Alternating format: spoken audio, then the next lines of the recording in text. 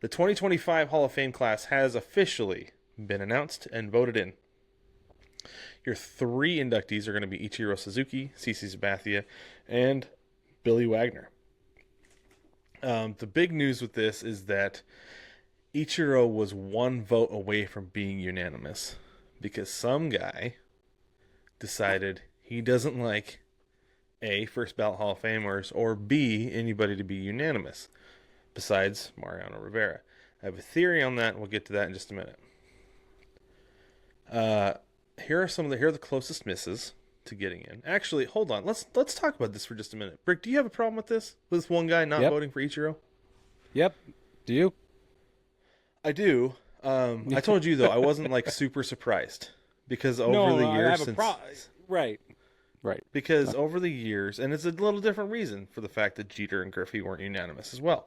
Because over the years, since Ichiro has retired, I've heard people say, well, yeah, but look at his slugging percentage. Right. Okay, so he hit 357 with 20 home runs a year instead of 300 with 50 home runs a year. I understand the day and age we're playing in right now, but when Ichiro played, you wanted the first one. Even though he was perfectly capable of the second one. He just approached every at-bat situationally and not slugging. Exactly right. Which is that's pure hitter, and to me says he was able to do that better than anybody and should be unanimous Hall of Famer. Okay, so I'm just going to get to this real quick. So I have this theory that this is how this works. Is that you have guys who believe that there should be no first ballot Hall of Famers, right? Or no unanimous Hall of Famers, right? Yep. And don't get me wrong, I'm not bagging on Mariano Rivera when I say this.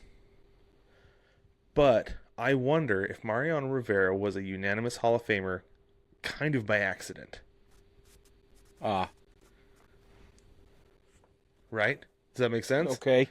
Yes. Because those guilty I don't like it. I don't agree with it. Poopy pantsery I see what you're saying. And curmudgeonry saying that there should be no unanimous thought, I should vote for Mo because he deserves it.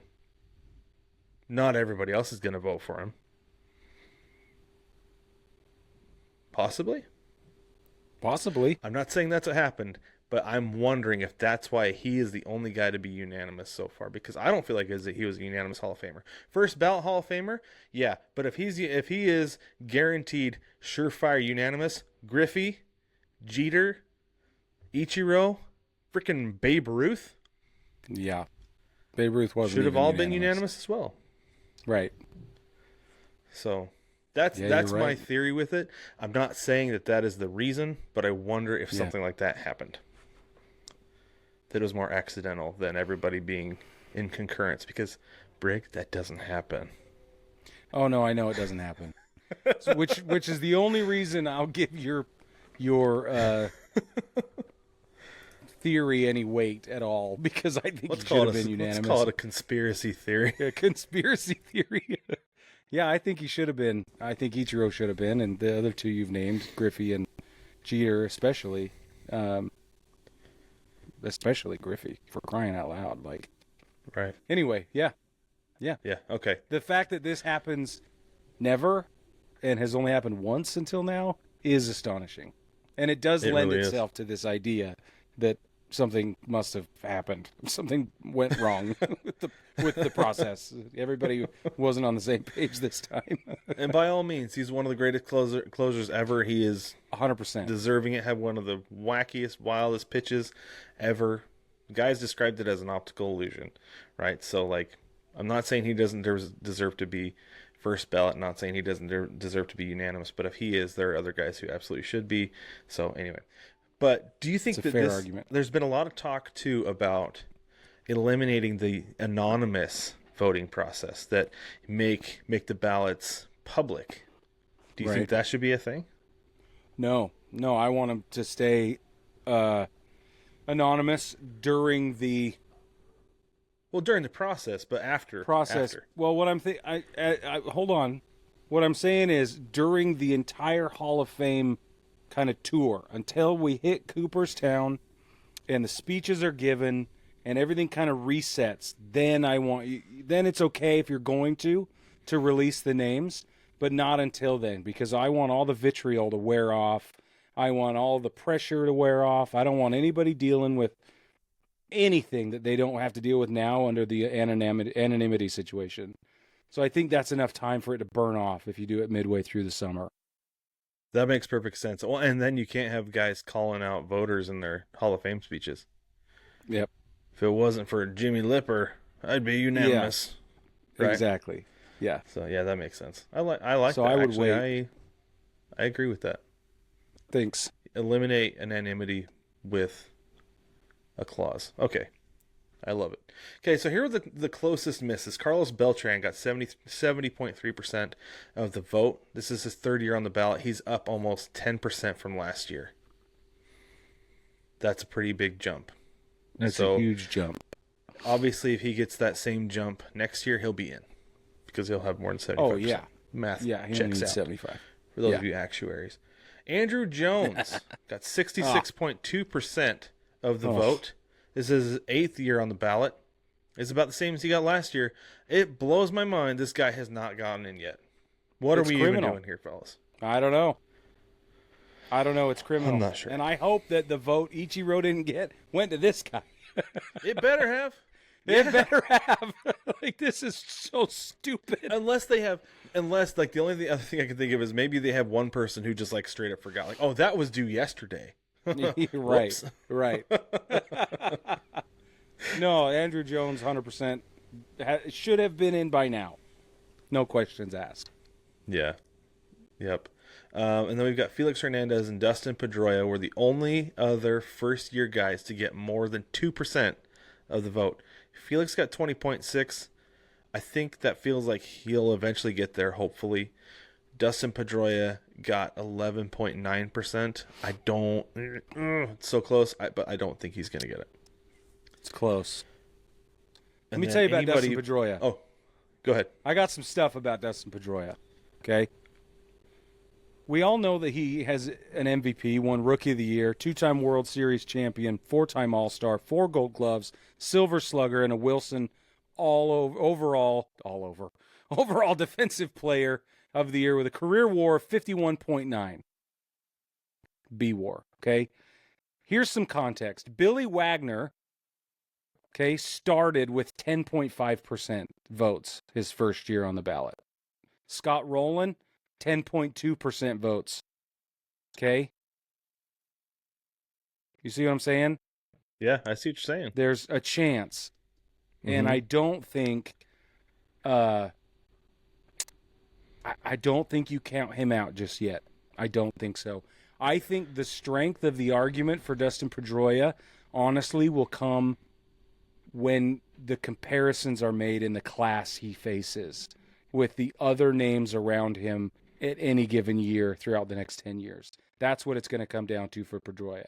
And it will just be contextual, right? It's going to, those other names and those other numbers are going to cast him in new contrast every time. And they're going to have to re-examine him against, because you can't help it, right? You can look at every second baseman in the Hall of Fame and and that will never change until other guys get in, right? But you can't tell me that the class of guys being evaluated on one ballot every year doesn't provide context for every other name on the ballot, right?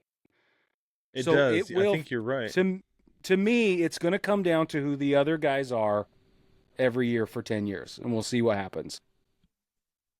Well, and, I mean, to that point, we'll get to him in just a minute, but next year's class is not very strong, and so that could really be a good case for him. I think you're right. Yep. I like that. I just worry about the length of his peak. Although he was almost like his peak was almost his entire playing time because he was good from the time he got up until he was not able to play anymore. 14 years, 2018 and 2019 were just awful. He played in nine total games between 18 and 19. And that's just up and down is all that is. Right. He played incredibly, up to that point. Like, even in 2013, he led the league in plate appearances. He played 160 games in 2013. That was like his 9th season or something. Mm-hmm. Yeah. So the other guys on the ballot for the first time, if you don't get 5% of the vote, you fall off the ballot.